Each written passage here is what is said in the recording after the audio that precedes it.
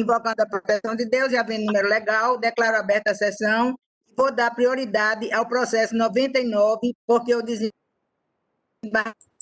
Glauber ele participa. Não é isso, desembargador? Confere? Sim, desembargador, presidente. Sim. Confere, desembargador Glauber? Sim, sim. Pronto. Então, é o processo 99. Tem algum advogado para fazer sustentação oral? Essa foi impedida. Edivaldo, vou pedir para você, por favor, ler o número do processo. Pois não, excelência. Apelação civil 080 1659 26 2019. Apelante Massaí Construções, Incorporações e Participações. Advogado Marcos Frederico Saeja e Galvão Filho. Apelado Antônio Domingos de Castro. Lucicleide Gomes Calado Castro. Advogado José Wilton Ferreira. Relator do desembargador Virgílio Macedo. Os advogados são o desembargador Judite, desembargador Glauber, em substituição do desembargador Ibanez e desembargador Judite Nunes. Impedimento do desembargador Maria Zeneide. Pronto. Tem algum advogado, eu pergunto, para fazer sustentação oral, porque foi requerida, não foi? Foi sim, excelência. Bem, então, se não tem nenhum advogado para fazer a sustentação oral, ele vai ficar para o julgamento dos processos virtuais, para o julgamento virtual, como a gente faz aqui, corriqueiramente na Câmara. Então, eu vou à ordem. Primeiro, o... Desembargador Judite? Não, desembargador. Este é o processo em que demandaria a minha presença, e aí eu posso registrar já o meu voto, eu acompanho o relator, desembargador Virgílio. Acompanho totalmente o voto do relator. Acompanhei. Então, julgamento à unanimidade, excelência. Então, fica julgando os pais, na hora que não tem ninguém para fazer a sustentação, que não tem advogado para sustentação. Então, agora, Edivaldo, nós vamos fazer as sustentações da última sessão presencial, que não teve, que não foi possível, são da minha relatoria, porque eu estava de férias. O número deles, qual é, por favor? É o 86, excelência. Pois não. Pronto. Tem algum advogado para fazer sustentação? É o agravo do instrumento 0770205 2018. Desembargador Judite, advogado está presente.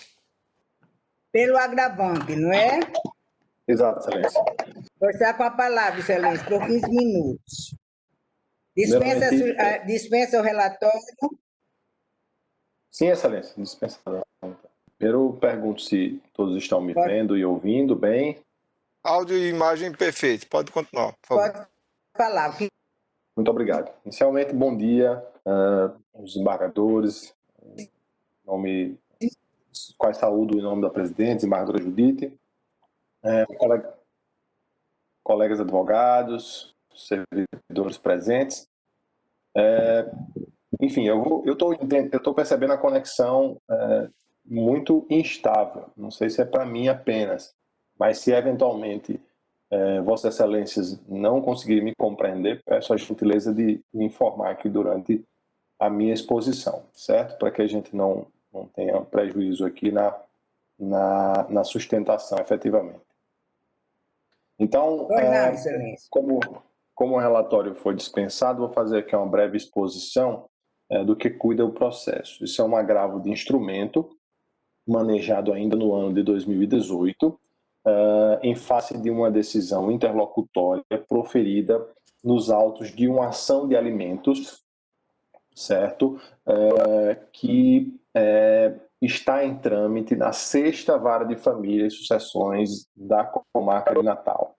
Essa ação de alimentos foi manejada por 2 filhos, 2 crianças, à época crianças, hoje uma criança e outro adolescente, em face do genitor, que é justamente o genitor, o ora agravante, cujos interesses são patrocinados pelo nosso escritório de advocacia, certo? Então, em essência, a petição inicial dessa ação de alimentos trouxe uma exposição acerca da forma como essa relação havia sido rompida, né? As partes residiam na comarca, na cidade de São Paulo, capital do estado homônimo, e com o fim do relacionamento ocorrido ali em meados de 2018, o cônjuge mulher e os 2 filhos vieram para a cidade de Natal, onde é a cidade natal, ou seja, a terra da genitora. E aqui permanecem até hoje, enquanto o agravante permanece residindo no domicílio familiar lá na cidade de São Paulo, porque a sua base de trabalho é naquele local. Nessa petição inicial, restou colocado ali uma despesa das crianças na ordem de R$10 mil, considerando considerando valores, ou seja, custos e gastos, os quais eram mensurados conforme a vida na capital paulista. Em face da decisão, que fixou 30% dos vencimentos e vantagens do agravante, este, obviamente, interpôs o presente recurso. Este recurso ele teve a liminar deferida em parte, né, para reduzir esses alimentos para 25% dos seus vencimentos e vantagens, e mais tarde esse agravo foi julgado no mérito, mantendo a liminar, ou seja, os 25%. Como a gente havia solicitado na oportunidade a sustentação oral e, enfim, por questões que acontecem, acabou passando aí despercebido, o julgamento foi anulado e nós estamos aqui para agora efetivamente julgar, dando oportunidade ao agravante expor oralmente as suas razões. A situação não demanda maiores, digamos assim, perquirições jurídicas acerca do contexto fático probatório, certo? Alguns aspectos precisam aqui ficar claros, pelos quais o agravante pretende a redução desses alimentos. Os filhos hoje têm 13, 15 e 9 anos de idade. 15 e 9 anos de idade permanecem residindo com a mãe, têm convivência com o pai, frequentemente, que uma vez por mês vem à cidade de Natal para estar com eles durante um final de semana, e ele também tem um direito e dever assegurado a essa convivência familiar, mais uma vez ao mês com os filhos, indo com ele para a cidade de São Paulo. Este item de uma decisão que ocorreu lá dentro do processo de primeira instância está suspenso em face do contexto por nós vivenciado de necessário isolamento social. O fato é que, além desses dois, e esse talvez seja o grande cerne aqui do debate, da discussão, além desses 2 filhos que são autores, agravados agora aqui neste instrumento, o agravante possui outros 3 filhos de relacionamentos anteriores, aos quais provê pensão alimentícia, de modo que, em face desse contexto, o valor do pensionamento ele acabou por estar incongruente entre esses filhos.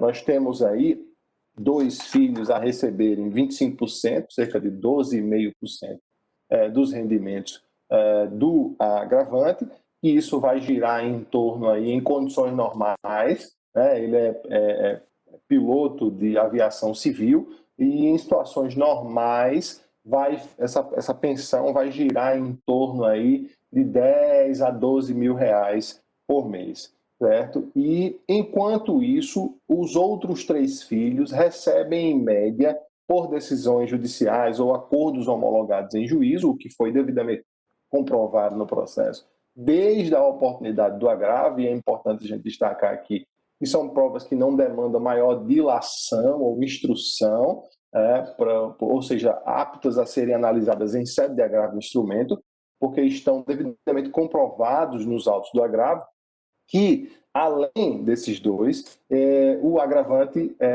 provê materialmente outros 3 filhos, aos quais paga, em média, o equivalente individualmente a cada um deles 2 salários mínimos, mais ou menos. Então, há aí uma discrepância muito considerável entre o que 3 filhos recebem e o que os outros 2 recebem. Nós sabemos que em face do princípio da igualdade jurídica dos filhos, que está elencado lá no parágrafo 6º do artigo 227 da Constituição Federal, eu me refiro aqui a uma norma de ordem constitucional, essas distinções, sobretudo de ordem patrimonial, e alimentos é uma matéria de direito patrimonial de família, como nós sabemos, essas distinções são absolutamente vedadas. Essas distinções quanto às espécies ou origens de filiação são absolutamente vedadas. Enquanto uns, nesse caso específico, usufruem de um padrão até mesmo diverso do próprio agravante, à medida que, pagando 25% de alimentos para 2, pagando mais 6 salários mínimos para outros, aí, seus rendimentos são absolutamente esvaziados, restando para eles um percentual muito pequeno para o sustento de suas despesas pessoais. Então, essa distinção ou essa paridade entre os filhos é um argumento aqui do nosso agravo, e nós sabemos que lidamos diariamente com demandas familiares. Nós sabemos que, recentemente, o Superior Tribunal de Justiça, no julgamento de um recurso especial que está devidamente ementado nas razões do agravo, o Superior Tribunal de Justiça ele permitiu a fixação de alimentos em patamar diverso entre filhos oriundos de relacionamentos diferentes, como sendo a situação aqui do caso. Mas esse julgamento ele trouxe uma questão muito importante para nós aqui, que vale a pena para sustentação oral, que é o seguinte: é preciso se analisar a condição financeira de cada um, ou a condição financeira de cada uma das genitoras, né? Considerando aqui que é o genitor que suporta materialmente a esses 5 filhos. Então, nós fizemos uma análise, e essa análise está devidamente também comprovada nas razões do agravo, em que a mãe dos outros filhos, que não são parte desse processo, elas são 2 mães diferentes, elas têm profissões cujos rendimentos, infelizmente, por razões de mercado local, são rendimentos de menor monta. Né? Uma delas exerce a função de podologia e a outra, salvo engano aqui de minha parte, é do comércio. Né? Exatamente, do comércio.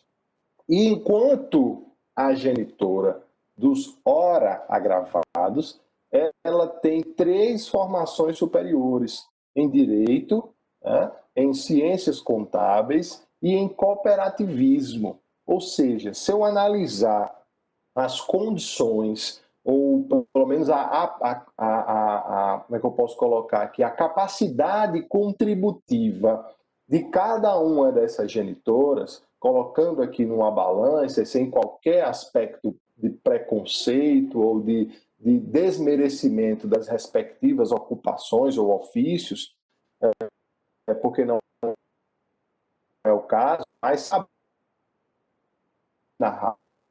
os rendimentos são absolutamente díspares, absolutamente díspares. Então eu tenho aqui uma nítida incongruência. Enquanto aqueles filhos de cuja genitora tem rendimentos, ou melhor dizendo, tem capacidade contributiva, capacidade laboral maior do que as outras, recebe mais, aquelas que têm, pelos ofícios que ocupam, rendimentos menores, recebem menos. Né? Quando, na verdade, deveria acontecer aí, se for o caso de equiparar numa igualdade substancial, claro, eu não estou falando de igualdade material, porque não se aplica aqui ao caso, numa igualdade substancial deveria ser o contrário.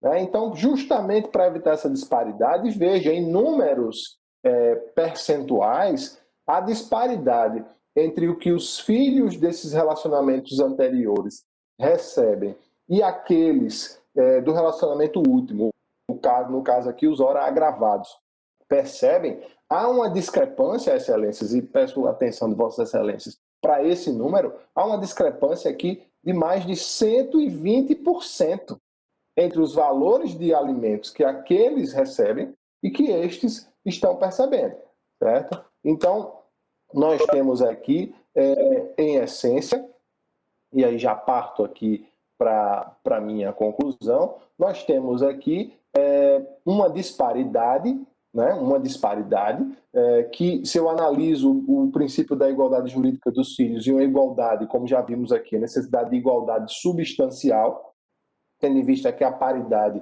essa paridade entre os direitos e obrigações dos filhos, ela é regra, né? A disparidade deve ser exceção, e ainda que eu imagine que exista uma permissão, nesse caso específico, de disparidade, a disparidade deveria ser em situação contrária, né? E não nesse contexto que nós estamos, onde aquele cuja genitora tem maior capacidade contributiva recebe mais do que aquele cuja genitora tem capacidade contributiva bem inferior, gerando essa disparidade, como já disse aqui, de cerca de 120% entre o que os 3 filhos de relacionamento anterior recebem e o que 2 filhos de relacionamentos outros estão recebendo. Então, forte nessas razões, forte e convicto nesses aspectos, o agravante roga a Vossa Excelência, e é bom, a Vossas Excelências, e é bom aqui destacar em ultimação, que além desses 25%, que hoje estão estabelecidos por decisão monocrática de Vossa Excelência, da eminente relatora, o agravante é responsável também pelo pagamento do plano de saúde desses 2 filhos. Então, além dos 25%, ainda tem a questão do plano de saúde. Então, obviamente que o plano de saúde não é alvo aqui do agravo, não é alvo de redução ou de supressão, muito pelo contrário, e o pedido aqui é no sentido de que sejam revisados os alimentos, que sejam reduzidos esses alimentos, considerando, volto a frisar, que o processo, o agravo, ele traz elementos de comprovação suficientes para essa análise objetiva a que me reportei aqui durante a minha fala, para que esses alimentos sejam reduzidos à ordem, e veja, ainda que os filhos os outros recebam cerca de 2 salários cada um, né? O agravante está aqui rogando pela fixação em um valor até um pouco maior para cada um dos agravados, obviamente considerando as circunstâncias e evitando uma redução abrupta, né, desses rendimentos, o que certamente dessa pensamento, o que certamente vai ser alvo mais à frente da instrução em primeira instância. Então, forte nas razões, convicto nas... Qual o tempo aí, Edivaldo? O agravante roga pelo provimento do recurso com a redução dos alimentos conforme consta da exposição, ou seja, redução para R$ 2.127 para cada um dos filhos, ou então 6,8% dos vencimentos e vantagens do agravante para cada um deles. E eu acabei de encerrar. Muito obrigado pela atenção. Eu sou a relatora do processo e estou sendo acompanhada à unanimidade de votos. E aqui eu faço a menção que Vossa Excelência também fez, que não é absoluta essa igualdade. E como no parecer ministerial, ao mercado de trabalho. Então, Pois não? A senhora poderia repetir que falhou no início? Eu só poderia repetir que falhou no início a fala da senhora. Pois não. Eu estou dizendo que eu estou dando provimento parcial ao recurso, concordo em parecer ministerial, mantendo o que foi decidido inicialmente, baixando para o patamar de 25% o percentual da fixação de alimentos. E faço referência no meu voto a que não é obrigatória essa igualdade entre os filhos, como foi salientado pelo próprio advogado, e que não aprova nos autos de que a genitora dos agravados, com a mudança para Natal, tenha conseguido se integrar ao mercado de trabalho. Então, o meu voto é pelo provimento parcial, confirmando o que antes havia decidido monocraticamente, deixando em 25%, diminuindo de 30% para 25% o percentual de alimentos. E a votação está unânime, a não ser que algum membro, diante da exposição, queira mudar o seu posicionamento. Bem, diante do silêncio, acredito que não há mudança e está proclamado nesse sentido, provimento parcial. O próximo. O próximo é 87, o processo foi adiado, não mesa, ficará para uma próxima sessão. Eu aproveito aqui para dizer que esse processo, tanto 82 como 87, vão ficar para a próxima sessão presencial. São os números 080 28 90, dígito 25, e 080 38 93 15. Esses dois serão na próxima sessão presencial. E, inclusive, teve um pedido nesse sentido que eu deferi. Pronto, então vamos continuar. O próximo. O próximo é o 88, apelação civil 080 7348 65 2017, apelante Maria da Conceição Silva, advogados Charles Casas de Quadros, Felipe Silva Rocha, Francisco Pérez Pinheiro Júnior, apelado Claudinéia Soares Monteiro, Walter Moreira de Menezes, advogado Maria das Graças Velúzia Fernandes, relatora desembargadora Judite Nunes. Algum advogado presente para sustentar esse processo? Bem, diante do silêncio, eu acredito que não tem nenhum advogado para fazer sustentação oral, será julgado junto com os processos virtuais da pauta. O próximo. O próximo é o 89, apelação civil 81 59 29 79 2019, apelante Crisoete Félix da Nóbrega, advogado Ratos Fúvio Medeiros Machado, apelado Estado do Rio Grande do Norte, Procuradoria-Geral do Estado do Rio Grande do Norte, relatora desembargadora Judite Nunes. Algum advogado presente para sustentar nesse processo? Bem, tem algum advogado presente para fazer sustentação oral? Julgamento virtual. O próximo.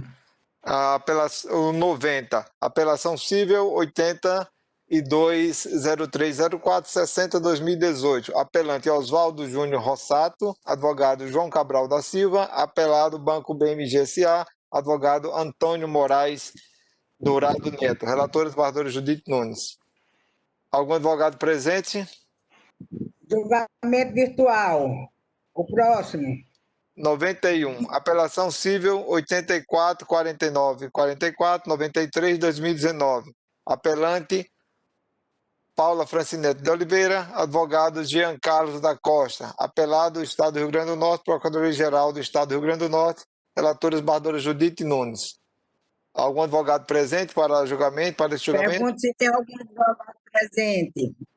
Julgamento virtual. Próximo. O próximo é 92, apelação civil 84 74 88 2018. Apelante Celso Luiz Evangelista de Oliveira, advogado Breno de Asser Pacheco. Apelado OLX Atividades de Internet Limitada, Toyolex Autos S.A. Luiz Felipe de Souza Rabelo, Marisa Tavares Barros. Um minuto, por favor. Relator desembargadora Judite Nunes. Eu acredito que tem advogado presente nesse processo, excelência. Tem sim, excelência. Desembargadora Judite, nesse processo, as duas partes estão presentes e vão sustentar. Está com a palavra o advogado do apelante. Bom, sou eu que estou com a palavra, então? O apelante. Doutor Breno. Pois não. Bom dia a todos. Eu saúdo os desembargadores componentes da Câmara Civil, aos serventuários, aos colegas. Serei breve nos cumprimentos, dadas as circunstâncias e falhas da conexão, e passarei logo ao relato do caso. Bom, o caso em trato diz respeito a uma compra de um veículo do apelante junto à empresa Toyolex. Nas tratativas de compra, o apelante, o autor da ação, adquiriu mediante uma carta de crédito, né, tomou conhecimento através do site de comercialização OLX, né, da existência de uma carta de crédito em valor substancial, onde poderia utilizá-la para adquirir um veículo junto à Toyolex. Evidentemente, foi verificada a situação junto ao comerciante da carta de crédito, e em seguida passou-se a possibilidade das tratativas avançarem junto à Toyolex. Com sinal positivo, foram trocadas mensagens nesse sentido, para que houvesse a compra, né, do veículo, a empresa que seria detentora da carta de crédito, aparentemente detinha, né, reconhecimento do mercado, aparentemente a carta de crédito era de titularidade da empresa Embracon, certo? A negociação foi avançada nesse sentido e, na oportunidade de finalização da compra, verificou-se que tratava de um golpe. Isso após a transferência de valores de parte do apelante para os supostos detentores da carta de crédito. Em decorrência disso, enxergando falhas tanto na prestação do serviço do site OLX, site de comercialização OLX, e da empresa Toyolex, o apelante ajuizou demanda visando a sido por anos que entende ter experimentado, né? O processo teve desenrolar aparentemente normal, com o ajuizamento da demanda, contestação, réplica e despacho do juiz, oportunizando as partes a... Não estou ouvindo, vai ser preciso repetir. O som dele caiu, a conexão dele caiu. Doutor Breno. Ele não está conseguindo, vamos esperar um pedacinho, ver o que ele consegue. Desembargadora, ele não está conseguindo fazer, né, a tese dele. Seria bom deixar para outro momento, depois pode ser que retorne? Tem outra parte ainda, Excelência, que vai sustentar, poderia inverter, então. Pois a sugestão é essa, ao invés de ficar esperando, chama o processo, como ele já estava... Daqui a pouco ambos os advogados falarão, não é melhor? Tá certo, concordo, foi uma boa sugestão. Chame o próximo. O próximo é o 93, é o agravo de instrumento 080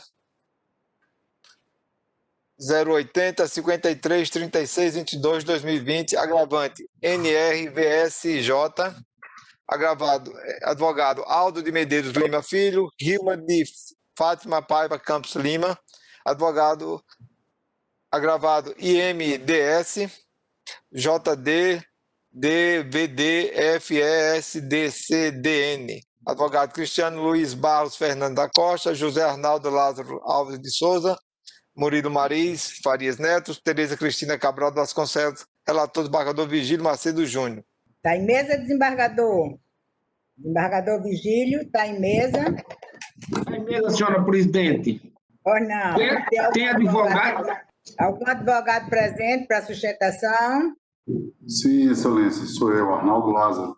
Ou não? É do apelante ou do apelado? É da gravada. Ou é um agravo, é pela gravada, né? Correto. Doutor Arnaldo, se puder ajudar, eu estou desprovendo o recurso. O recurso está desprovido. E pelo que consta aqui da tela, senhora presidente, eu estou sendo acompanhado por Vossa Excelência e pela desembargadora Maria Zeneide. Com certeza, está unânime. Eu pergunto ao doutor Arnaldo se ele insiste na defesa, uma vez que ele obteve êxito. O desprovimento é total, Excelência? O desprovimento é total. Perfeito. Então, eu declino a necessidade da sustentação, desembargador. Tá bom. Então, agradecendo o próximo. Obrigado, então, bom dia a todos. Tem o próximo, doutor Arnaldo, que o senhor é advogado também, o 94. O agravo da Ieda Maria dos Santos. Vossa Excelência é advogado também. E tem um pedido de sustentação oral, né, também. Tem sim, Excelência, está na tela. E para adiantar, eu estou dando provimento, doutor Arnaldo. Está ouvindo, doutor? Eu acho que ele saiu da sala, Excelência, quando o senhor falou que... Desembargador Virgílio, aqui está desprovendo. Não é o 94? Não, 94 não, eu estou provendo. Vossa Excelência tem o quê, desembargador Judite? Porque o relator nega no 94, nega provimento, acompanhado pelo desembargador Ibanez por Vossa Excelência. O 94. O 94 aqui no meu voto é provido, desembargadora Judite. O 93 é que é desprovido. As partes são as mesmas. O 93 é desprovido a unanimidade de votos, acompanhado pelos desembargadores Ibanez e Zeneide. Isso. E o 94 nega provimento, também os mesmos desembargadores acompanham. Não, meu voto é pelo provimento do 94. Então, será que Vossa Excelência não juntou os dois processos? Não, foram julgados separadamente. Bem, mas aqui, então, vamos fazer o seguinte, se Vossa Excelência concordar,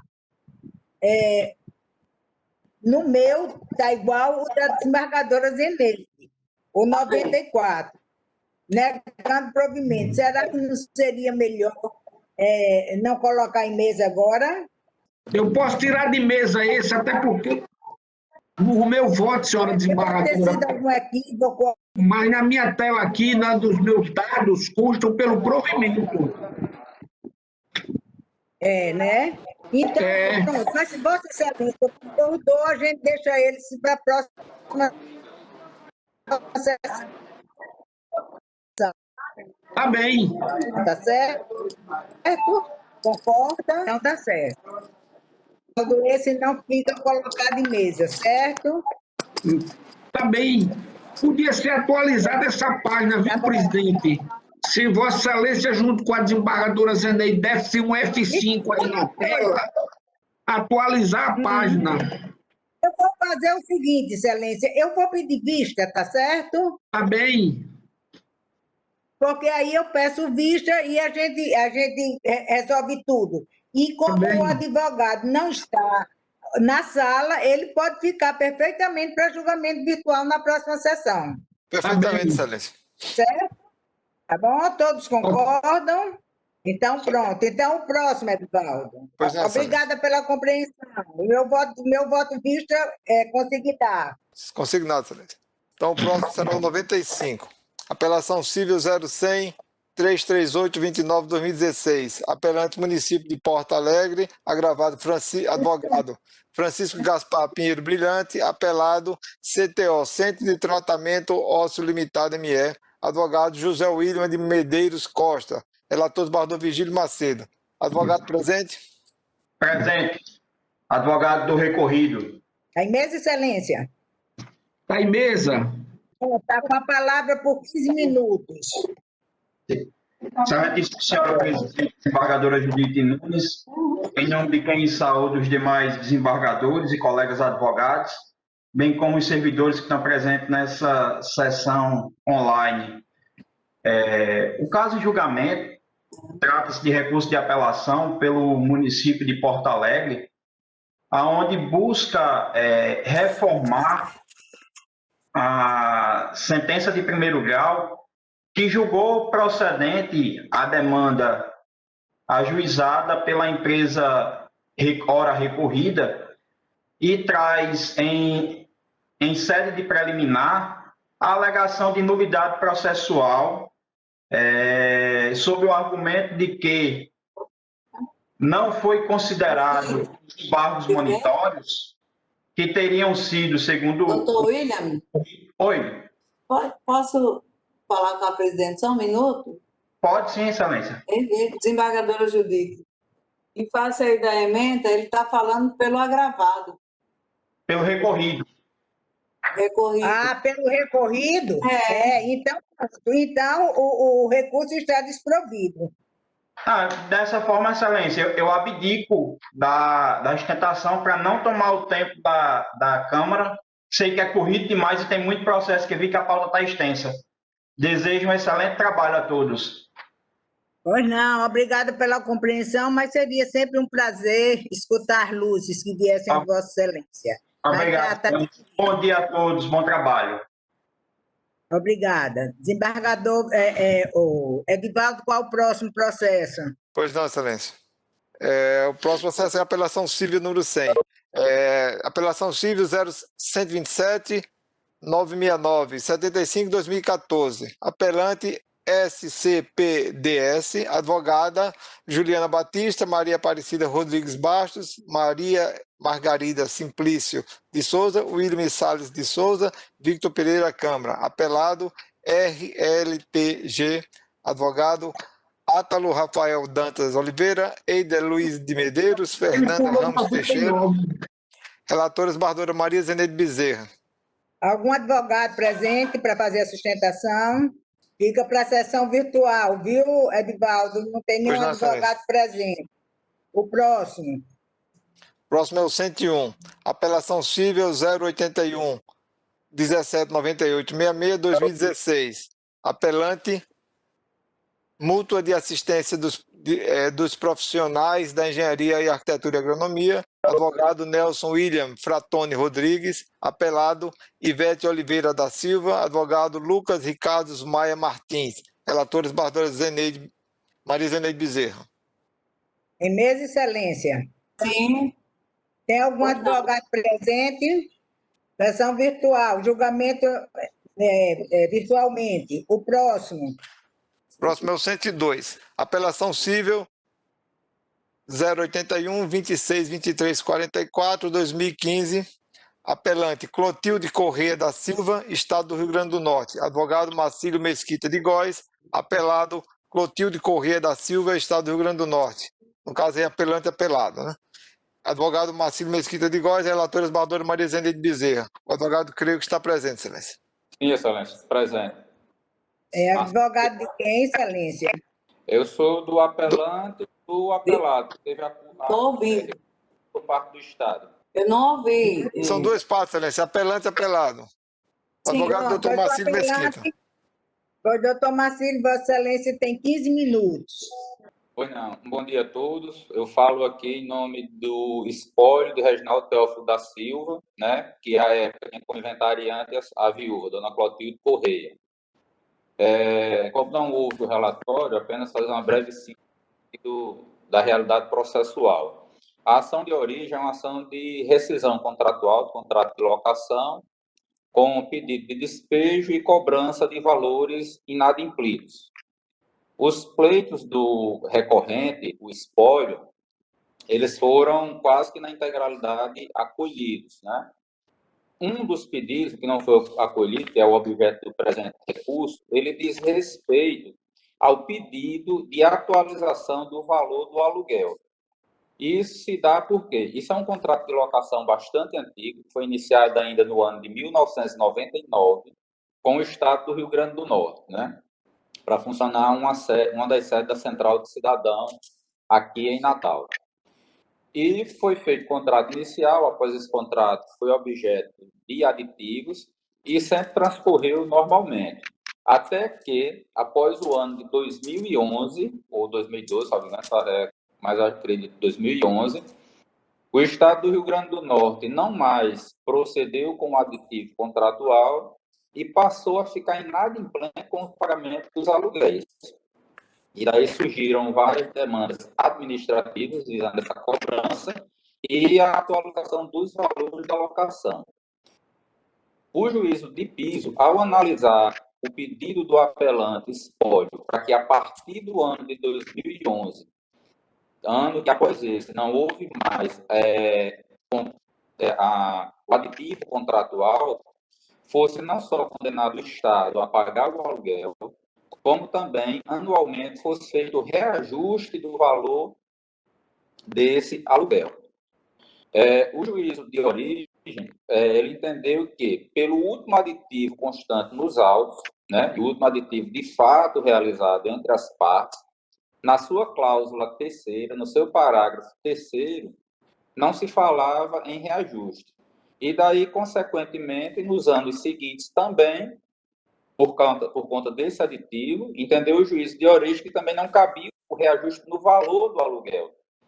Ou seja, o Estado continuou utilizando o imóvel, contendo o mesmo valor de locação, sem ter esse reajuste anual, né? Então, esse pedido é que é o objeto do nosso recurso de apelação, tão somente ele, ou seja, para que após o aditivo de 2011, ou seja, de 2012, até a efetiva entrega do imóvel pelo Estado, ocorra o reajuste anual do aluguel.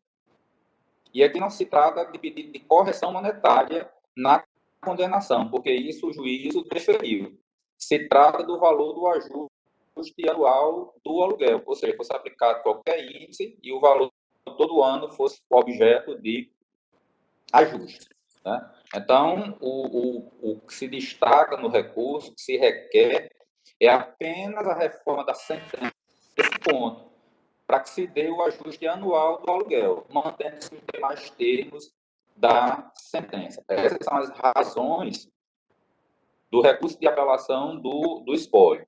Por sua vez, o Estado do Rio Grande do Norte apresentou também recurso de apelação, mas, assim, ratificando o que já foi posto em contestação e pedindo que eventuais valores quitados fossem objeto de compensação, né?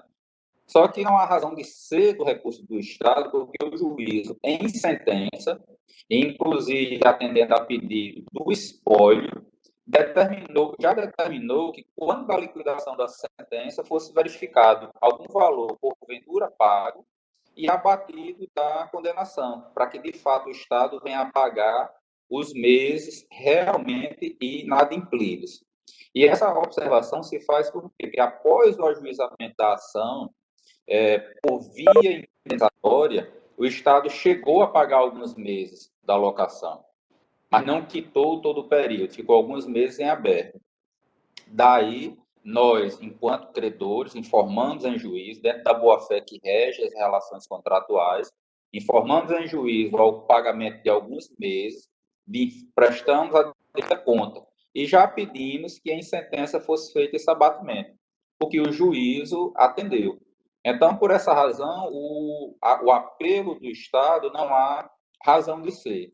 Contrato de locação perfeito, após não houve mais o contrato, mas manteve-se a locação na forma fática e o uso do imóvel pelo Estado, sem a devida contrapartida. Então, por as razões acima postas, e vê-se que o processo é bem simples, o que se requer é o provimento do apelo do espólio para que se determine o ajuste anual do valor do contrato de locação para pagamento pelo Estado e o desprovimento do apelo do Estado, uma vez que o que já fora pedido por ele já for atendido em sentença. Então, na verdade, até é sem objeto esse recurso de apelação. Então, postas estas razões, é que se requer o provimento do nosso apelo, do espólio, o desprovimento do recurso do Estado e a consequente majoração dos honorários sucumbenciais cabíveis agora em segunda instância. É o que se requer. Agradecemos a atenção dessa colega da Câmara, segunda Câmara Civil, e temos a convicção do provimento dos nossos pedidos. Com a palavra, o advogado da parte adversa. Excelência, acredito que não é só uma parte. Só tem uma parte. O Estado é outra parte. E não tem representante? Não veio ninguém representando, né? Sim, Excelência. Pronto. Então, está sendo negado o provimento à unanimidade de votos. Participaram do julgamento os desembargadores da turma. Então, está proclamado nesse sentido. Ainda tem algum, Excelência? Ainda tem algum, Edvaldo? Tem sim, Excelência. A ordem. Foi negado provimento aos dois negado apelos. Provimento à unanimidade da turma. Portanto, os dois apelos. Aos dois apelos, confirmada a sentença. Tanto o 101 como o 102. Posso chamar o próximo, Excelência? Pode, deve. O próximo é a apelação 103. Apelação civil 081 59 84 98 2017. Apelante Ambev S.A. Advogado Mariana Torres da Costa Rodrigues. Sidney Agostinho Benete Filho. Apelado Companhia Potiguar de Gás Potigás. Advogado Flávio Victor Agandona Ponce. Luiz Gustavo Alves Smith Júnior. Relatora esbardora Maria Zeneide Bezerra. 103. Algum advogado para sustentação? Presente, Excelência. É advogado de que parte? Ambev S.A. Pois não. Então, pode falar por 15 minutos. Bom, agradeço a palavra. Primeiramente, eu gostaria de dar um bom dia a todos os desembargadores, servidores e colegas advogados. Esse caso ele versa sobre a possibilidade de redução equitativa da multa contratual com a aplicação ipsis literis do artigo 413 do Código Civil. De uma forma breve e objetiva, eu vou fazer um resumo com a finalidade de demonstrar a necessidade de reforma da sentença que julgou, salvo o melhor juízo, de forma equivocada, a ação improcedente. Pois bem, as partes firmaram um contrato de compra e venda de gás natural em dezembro de 2012, com vigência até dezembro de 2017. No decorrer da relação contratual, as partes fizeram alguns aditamentos contratuais com a finalidade de ajustar o volume de fornecimento de gás, de forma que o contrato, por conta desses aditamentos, foi prorrogado até dezembro de 2018. Em 2016, quase 3 anos após o início da vigência do contrato, a Ambev encerrou as atividades da instalação industrial na região devido à inviabilidade do negócio, razão pela qual informou a apelada a necessidade de rescisão antecipada do contrato. Na ocasião, se verificou que a multa prevista para a rescisão do contrato ultrapassava proporcionalmente em quase 2 vezes o valor da obrigação principal, caso o contrato se mantivesse vigente pelo período previamente estipulado entre as partes. Assim, devido à previsão manifestamente excessiva da multa contratual, as partes iniciaram as tratativas para tentar reduzir esse valor da multa.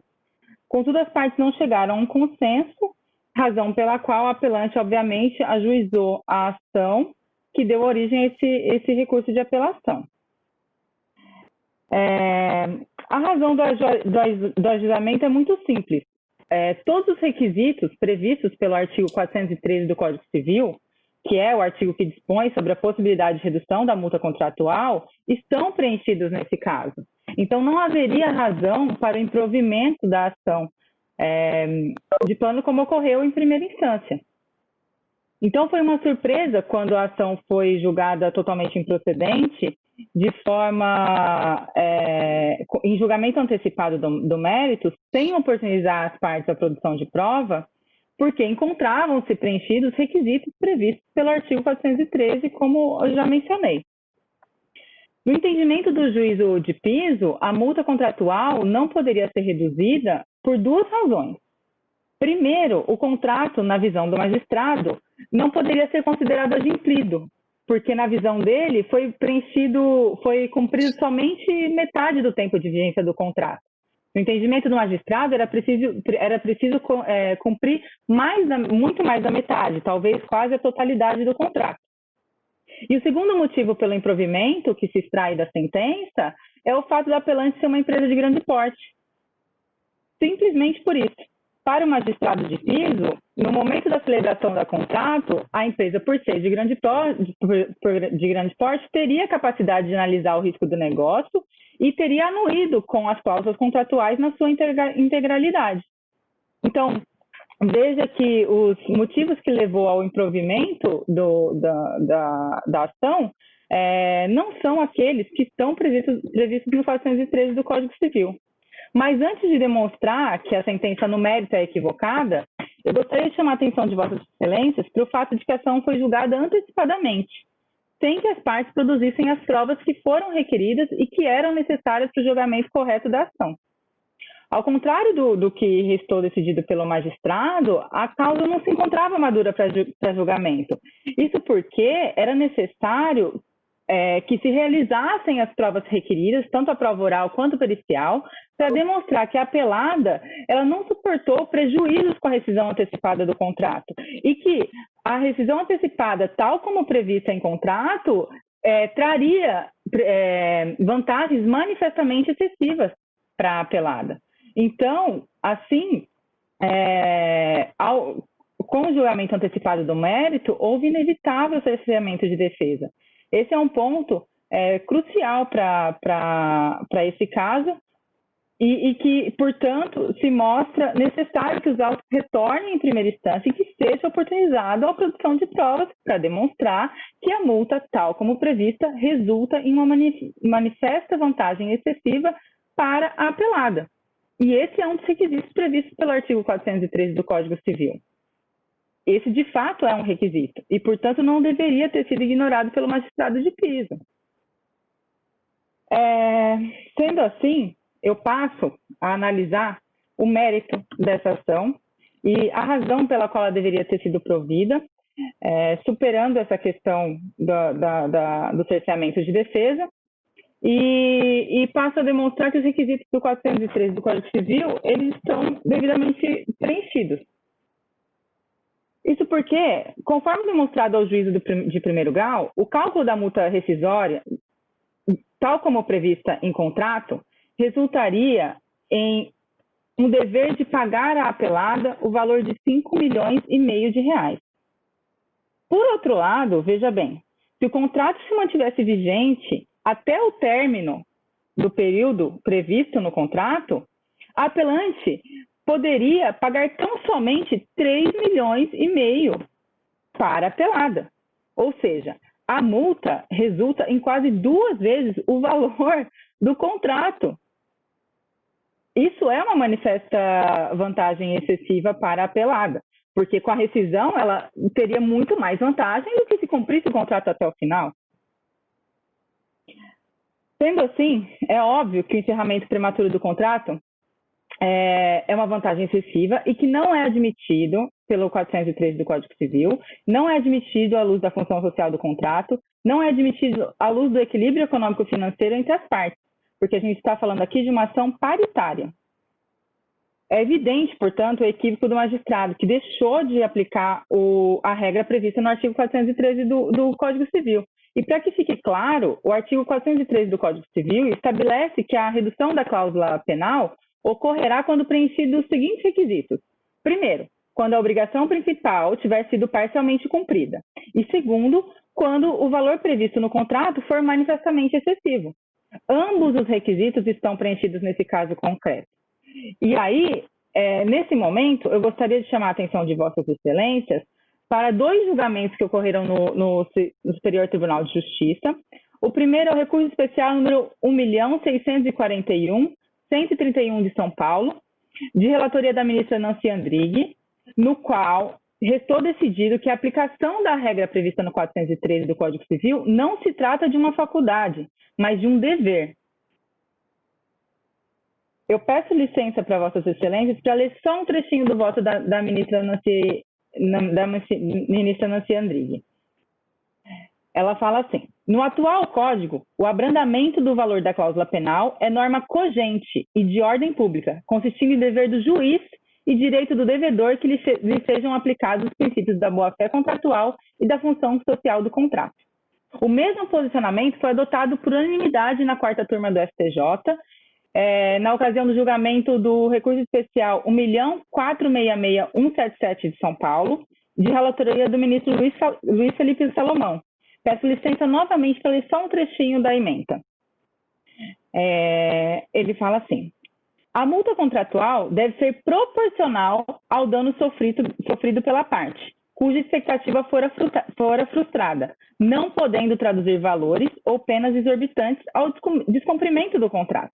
Caso contrário, poder-se-ia consagrar situação incoerente, em que o inadimplemento parcial da obrigação se revelasse mais vantajoso que a sua satisfação integral. E é exatamente o que acontece nesse caso.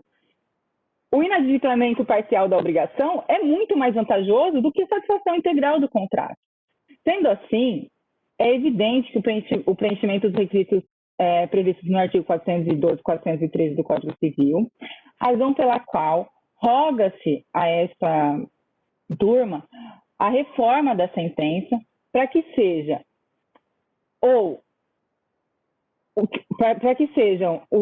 a reforma para que os autos retornem à primeira instância, para que seja oportunidade às partes a produção de prova para comprovar a vantagem manifestamente excessiva pela rescisão antecipada do contrato e, se não for esse o entendimento de Vossas Excelências, que haja então a reforma da sentença com provimento para que haja a redução da multa e que assim não haja a vantagem manifestamente excessiva em razão da rescisão antecipada para a apelada.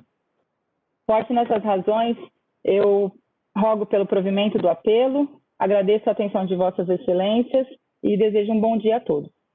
Advogada Judite. Advogado da outra parte. Bem, então eu vou proclamar o resultado.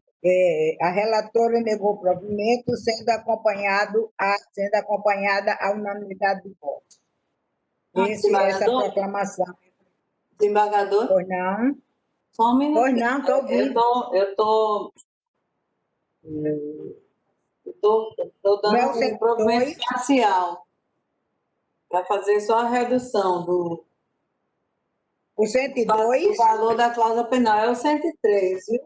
O 103? Conhecido e parcialmente provido apenas para reduzir o valor da cláusula penal. Esse é o 103. Reduziu para quanto? Que é para poder a advogada ficar sabendo. 3.329, 3 milhões, né?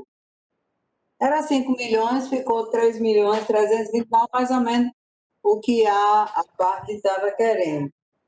Pronto. Então, só para poder ficar esclarecido, está julgado provimento parcial, viu, Edvaldo?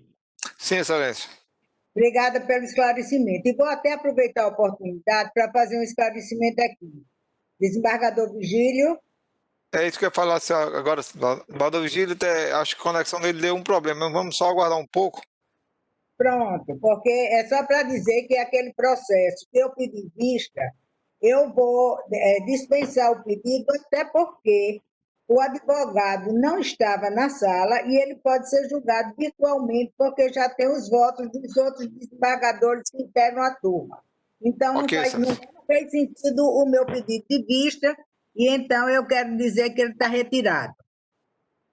Aí e o processo julgado virtualmente. Para fazer isso em sessão, que é para ficar esclarecido devidamente. Desembargador, está ouvindo? Estou ouvindo, senhora presidente. Pronto, só para dizer que, enquanto o Vossa Excelência não estava conectado, eu desisti daquele pedido de vista, viu? Porque já estava julgado pelos outros integrantes da turma e vai ser julgado porque o advogado não estava em sala, certo? Ok, certo. Com 94, julgado virtualmente. Pronto. Então, o próximo processo, que agora vai ser a pauta do dia, né? Não, temos mais um ainda, excelência. Temos mais o 104 ainda. Pronto, então tem algum advogado? Eu vou chamar o processo, excelência. Chame, por favor. Apelação civil 104. Apelação civil 085 1590 61 2015. Nesse processo são apelantes apelados. Apelante apelado, condomínio complexo residencial Coragem de Ponta Negra, Catiana Alves da Costa de Oliveira, Servicom Serviços Gerais de Condomínio Limitado EPP. Os advogados são Alexandra Nunes, André Luiz Miranda de Macedo, Augusto Costa Maranhão Vale, Daniel de Moraes Pinto, Diego Costa Defana, Geraldo Dália da Costa, Catiana Alves da Costa da Oliveira, Luiz Nelson Pinheiro de Souza, Marcelo Ribeiro Fernandes. São as partes do processo relatoras desembargadora Maria Zeneide Bezerra. Eu acredito que tem advogado presente, excelência. Bom dia. Está em mesa, desembargadora Zeneide? Só para registrar aqui. Está em mesa, senhora presidente. Augusto Maranhão, então, fala com a palavra o advogado. Bom dia, senhora presidente, desembargadora Judite, senadora Zeneide, relatora, desembargador Vigílio, colegas presentes. Registro a minha alegria em estar aqui hoje e queria registrar 4 pontos dessa sustentação oral. Trata-se de um processo movido pelo condomínio Coragem de Ponta Negra contra uma advogada, a senhora Catiana Alves, e a assessoria condominial, a Servicom. Nesse contrato de prestação de serviços da Servicom para o condomínio Coragem de Ponta Negra, havia uma cláusula que autorizava a realização de cobranças dos débitos condominiais, como, aliás, é de praxe em todas as assessorias jurídicas condominiais. E o ponto central dessa demanda é que a senhora Catiana tinha uma sala, o escritório dela era dentro do prédio da Servicom, e ela tinha acesso aos sistemas internos da Servicom. E os condôminos, de boa-fé, quando recebiam as notificações de cobrança, compareciam a esse escritório dentro do prédio da Servicom e celebravam acordos.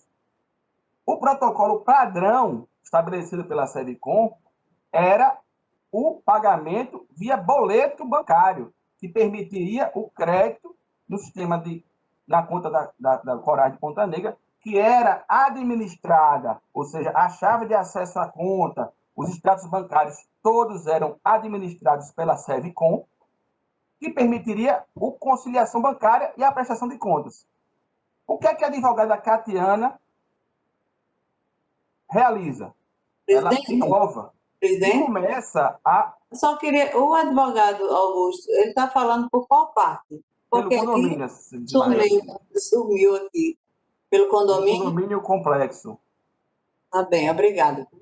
Por nada. Então, a Catiana, ela inova e passa a receber valores em espécie, em cheque diretamente. E o que é que ela fazia? Se apropriou indebitamente desses montantes, mas dava baixa no sistema de contabilidade da Servicom, que ela tinha acesso. E quem fazia a prestação de contas? A Servicom. A Servicom era para ter identificado que aquela baixa no sistema de prestação de contas não tinha uma entrada correspondente nas contas bancárias. Esse ponto, há uma falha na prestação de serviços. A advogada Catiana foi condenada no Tribunal de Ética e Disciplina da OAB por esse ilícito. A advogada Catiana diz que deve uma prestação de um condomínio, que isso aconteceu com um condômino. Por sua vez, a Servicom reconhece um débito de 21 mil. E as apurações internas do condomínio reconhecem um débito de 69 mil reais. E aí eu chamo a atenção para o ponto jurídico desse julgamento. O condomínio deve ser considerado como hipossuficiente, como consumidor dos serviços da Servicom, como consumidor dos serviços das Catiana, mas especialmente da Servicom, porque ele não tinha uma relação direta com a Catiana, ele tem uma relação direta com a Servicom, que subcontratou a advogada Catiana. E aí, o que eu quero dizer com isso? O condomínio, diante da teoria da disponibilidade das provas, tinha muito mais condição de provar, porque ele tinha acesso aos registros internos, tinha acesso às chaves, tinha acesso aos arquivos de transferências eletrônicas, ele tinha muito mais condição de provar o volume do desvio, do crime de apropriação indébita. Mas o que acontece? O condomínio, ignorando as disposições do princípio da colaboração, da boa-fé processual, da disponibilidade das provas, se omite de provar, para agora, em sede de apelação, dizer, não, o relatório do condomínio não tem credibilidade, a quitação do condômino não deve valer. Pasmem, excelência.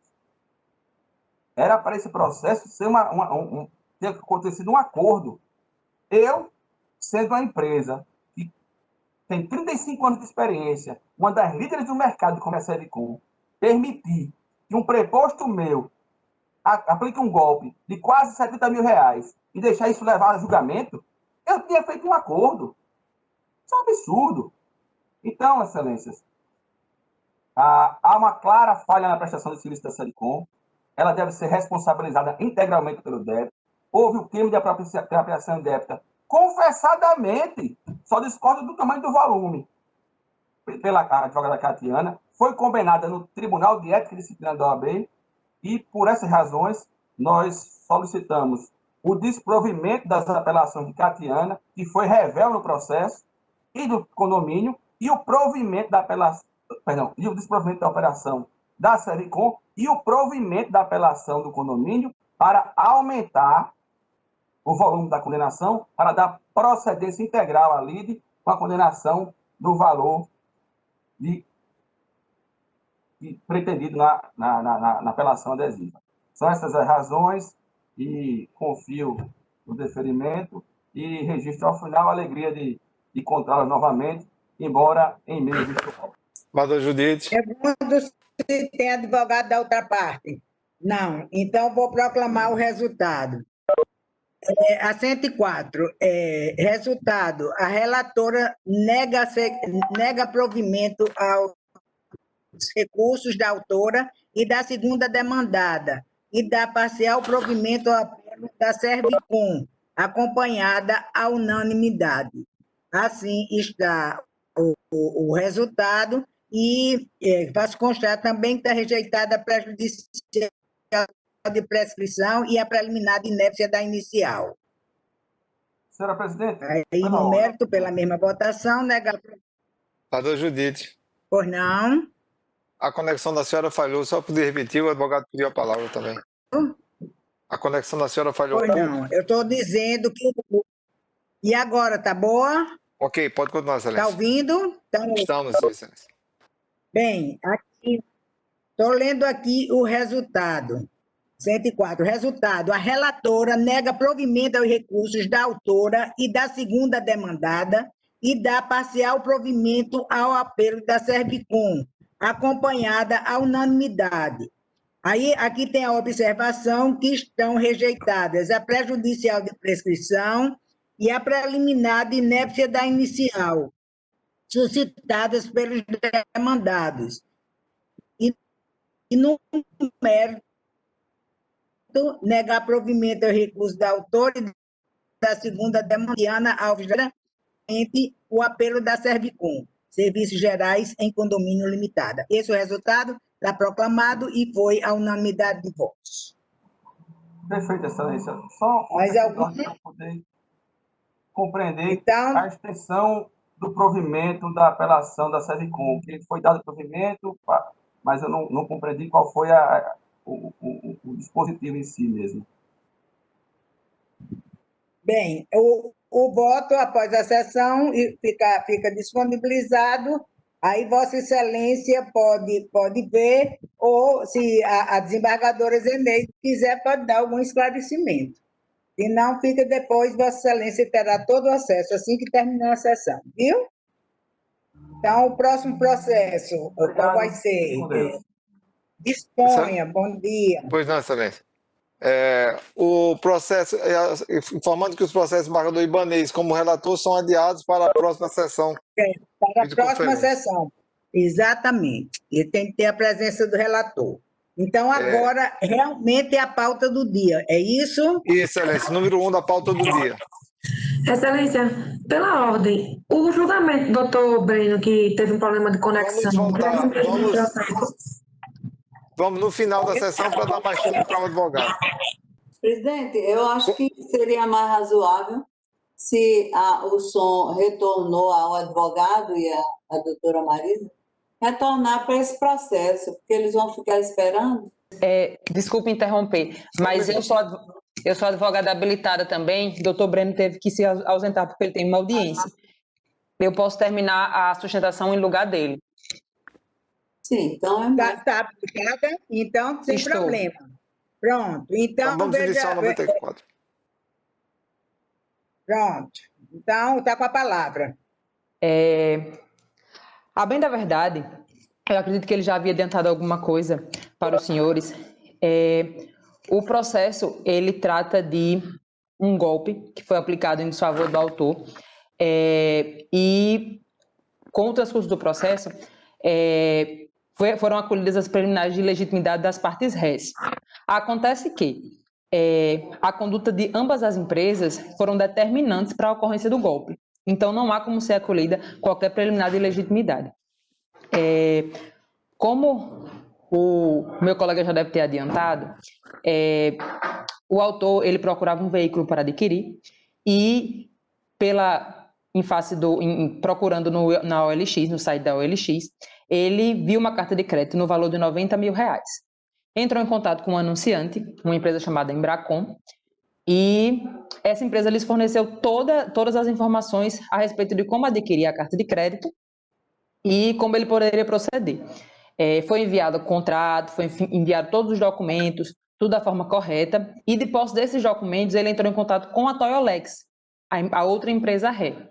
A Toyolex também lhe passou todos os valores de veículo, tudo da forma correta. Então, assim, aparentemente o procedimento estava ocorrendo de forma legítima. Ele entrou em contato com ambas as empresas e elas forneceram todas as informações necessárias para a aquisição do veículo e da carta de crédito. Passada essa primeira fase de pesquisa, uma pessoa, se passando pelo Embracon, entrou em contato com ele, passou os valores das contas, e outra pessoa, se passando pela Toyolex, a segunda empresa ré, informou que a transação estava ok e emitiu uma nota fiscal. De posse dessa nota fiscal, o autor efetuou os depósitos. Ou seja, a Toyolex, a empresa ré, ela emitiu uma nota fiscal sem se certificar se o dinheiro efetivamente havia entrado em suas contas. Só a partir desta nota fiscal emitida pela Toyolex é que o depósito foi feito. Ou seja, sem a conduta de emissão da nota fiscal por parte da Toyolex, o depósito não teria sido feito e o golpe não teria sido implementado. Então, a questão em relação à legitimidade das partes é bastante fácil de visualizar. Por parte da OLX, com relação à falha de vigilância, ela permitiu que uma empresa se passasse por outra e sem verificar, sem se certificar da legitimidade e da idoneidade da empresa, e permitiu que a empresa chegasse até eventuais contratantes, no caso do autor. E com relação à Toyolex, foi a nota fiscal emitida por ela, sem prévio depósito, que motivou o depósito por parte do autor. Sem a emissão de uma nota fiscal desprovida de qualquer respaldo financeiro, a Toyolex emitiu uma nota fiscal que permitiu o depósito. Então, não há como enxergar ilegitimidade por parte da Toyolex, porque sem a sua conduta, o dano jamais teria ocorrido. Então, não tem como ser acolhida qualquer preliminar de ilegitimidade, porque foi justamente a conduta da empresa ré, aliás, das empresas rés, que confirmou, que corroborou para a ocorrência do golpe. Então, por esses motivos, a parte autora requer a reforma da sentença para que seja reformada quanto à parte da ilegitimidade, quanto ao acolhimento da ilegitimidade, retornem-se os autos ao primeiro grau para que seja o feito instruído e julgado. Porque, de fato, há legitimidade por parte das empresas rés. Foi só com a conduta delas que o golpe ocorreu. Se não tivesse emissão da nota fiscal por parte da Toyolex e vigilância por parte da OLX, o golpe jamais teria ocorrido e o dano, consequentemente, jamais teria se implementado. Aqui eu encerro. Realmente a questão é uma questão puramente fática que dá ensejo à legitimidade das partes. Então, é como peço. Bom dia, excelências. Bom dia. Tem advogado da outra parte? Tem sim, excelência. Doutora Marisa. Bom dia a todos, eminentes desembargadores, colegas advogados, serventuários da Justiça. Presidente? Doutora Marisa? Sim. Desembargador seguinte, em face da emissão. Advogada vai falar. Não, excelência. Eu estou vendo aqui a emenda, porque Vossa Excelência está desprovendo o recurso. Não é isso, desembargadora? Não é isso? Até porque, quando eram as duas partes, eu ia falar. Eu pergunto à doutora Marisa se, diante do resultado que a desembargadora Zenilde está falando, se Vossa Excelência persiste na sustentação. Eu sou a relatora desse processo aqui. Ok, excelência. Eu queria só fazer um esclarecimento diante da sustentação da advogada do apelante. É uma questão de minutos, um instante eu vou falar, não vou atrapalhar muito o julgamento, não. Eu só queria reafirmar o que já está no processo em termos de contrarrazões, que a nota fiscal do veículo, ela é emitida não como confirmação da venda, e sim como um documento indispensável em caso de consórcio. Na verdade, ela é um documento preparatório para análise de crédito, porque um consórcio ele só pode ser aprovado se ele tiver o número do chassi do carro. Então, a emissão da nota fiscal, ela não se deu de maneira desarrazoada, sem conferir se o valor havia sido pago, porque era impossível o valor ter sido pago, já que ele só é pago se a nota fiscal for emitida. Então, é só para esclarecer que não houve nenhuma conduta da Toyolex que levasse ao autor o golpe. né? Em verdade, ele queria comprar um carro de R$99 mil por 90. Essa é a verdade. E, infelizmente, ele caiu num golpe aplicado por terceiros. Então, é evidente a ilegitimidade da Teolex. Eu só queria esclarecer essa questão e muito obrigada a todos. Um excelente dia e um excelente julgamento. Então, está programado que a unidade está distribuindo o recurso. O próximo. Senhora presidente, pela ordem, esses dois primeiros são meus, né, da relatoria. Esse primeiro, o próximo é esse primeiro da pauta do dia, que é da minha relatoria, não? Não, da relatoria de Vossa Excelência. Tem advogado? Lê os números, Edivaldo, para poder ver se tem alguma pessoa, algum advogado. Pois não, Excelência. O número 1 o agravo de instrumentos 080 38 18 94 2020, agravante ESG, advogado Vanessa Padilha Carício Lambert, agravado KCEDRM, advogado Abaete de Paula Mesquita, Riveli Rossane Brandão Cruz de Oliveira. Relator desembargador Virgílio Macedo Júnior. Esse é o número 1 da pauta do dia. Algum advogado? Posso chamar o seguinte, Excelência? Virtual, segundo. Por favor. O segundo é o agravo de instrumentos 080 57 65 86 2020. Agravante é o espólio de Wilson Fernandes de Macedo, representado por seu inventariante Marcelo Júlio Mendonça de Macedo.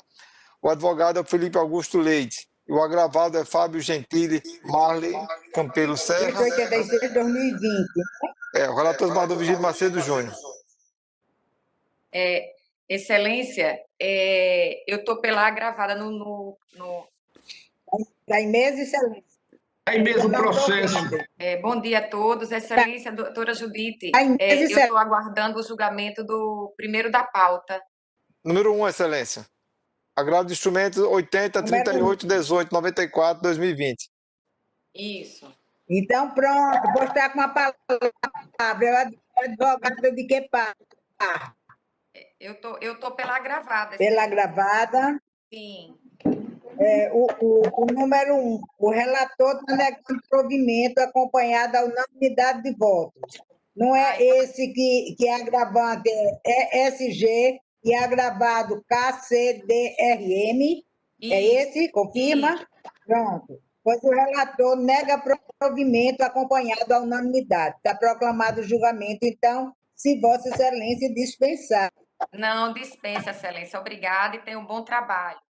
Tá bom, obrigada também. Então, agora é o número 2. Eu vou dizer o número: 085 2020. É agravante, é espólio de Wilson Fernandes de Macedo, representado por seu inventariante Marcelo Júlio Mendonça de Macedo, e o advogado é Felipe Gustavo Leite. E agravado é Fábio Gentili Marley Campelo Serra. E o relator é Vossa Excelência, desembargador Virgílio, se está em mesa. Está em mesa, senhora presidente. Tem algum advogado presente? Sim, Excelência. Marley Campelo Serra. Eu estou aqui pela parte agravada. Pela parte agravada? Isso. Bem, Vossa Excelência tem a palavra, mas o relator negou provimento ao agravo, acompanhado à unanimidade pela turma. Não, Excelência, então, eu abro mão, então, de fazer a sustentação. Desembargador dispensa, né? Dispensa, Excelência. Sendo desprovido não há necessidade, realmente. Próximo, jumento da relatoria do desembargador Judite. Que não... Que 48, né? Diga. Sim, Excelência. O próximo seria Bado Ibanez, que não está em férias, né? O processo vai ser adiado para a próxima sessão. A próxima presencial. E, por fim, terminamos as sustentações orais por hoje. Então, terminadas as sustentações orais, então os demais serão julgados virtualmente. Certo? Sim, Excelência. Todos de acordo? Doutor Fernando Vasconcelos, vendo Vossa Excelência aí, uma alegria tê-lo conosco, viu? A honra é toda minha, Excelência. Sempre uma alegria para todos nós. Então, os demais serão julgados igualmente. Agora vamos para a sessão administrativa Eu pergunto ao desembargadora Zeneide, não, ao desembargador Vigílio, se tem alguma proposição, Excelência. Sem proposição, senhora presidente. Desembargadora Zeneide. As condolências de todos nós com relação a essa moça, né? Tão jovem que veio a falecer em face de dengue hemorrágica. A gente ficou muito penalizado, afinal, uma moça que trabalha há bastante tempo no tribunal, é só fazer esse registro junto aos familiares dela, e está todo mundo muito constrangido com isso. Ela tem 27 anos, a moça, é Bárbara, né? Bárbara. Deixa eu ver isso. Bebê, não é, Excelência? Que pena. Sim. Realmente, eu concordo plenamente com a proposição de Vossa Excelência. Foi uma tristeza mesmo. Mais alguma coisa, mas constar em ata, viu? E com as comunicações devidas. E eu pergunto... Ministério Público se associa, Excelência. Pois não, doutor Fernando. Mas alguém quer ter algum processo, alguma coisa para ser resolvida nessa sessão? Então, dizendo que foi uma alegria revê-los, ainda que virtualmente, está encerrada a sessão.